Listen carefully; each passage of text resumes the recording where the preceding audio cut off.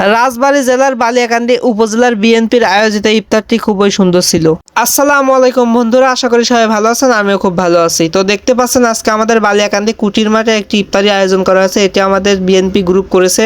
আসলে সরকার পরিবর্তন হওয়ার পরে আমরা বিভিন্ন সুবিধা পাচ্ছি, যেমন এই যে বিভিন্ন ইফতারি, বিভিন্ন মিলাদ, তারপরে বিভিন্ন অনুষ্ঠানের সুযোগ পাচ্ছে। আওয়ামী লীগ থাকাকালীন এই সুবিধাগুলো আমরা পেতাম না। অবশেষে আমাদের তেহেরি অর্থাৎ গরুর তেহেরি চলে আসলো। আমি যে সালাদগুলো সাজাচ্ছি, আমি তো খাওয়ার আগে সালাদগুলো সাজাই।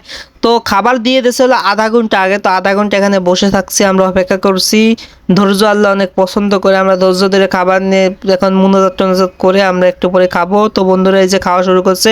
ওইদিকে আমাদের রাজবাড়ী জেলার এমপি খোয়ম কাকু এবং আরও অনেকেই রয়েছে। দেখুন সবাই কত সুন্দর।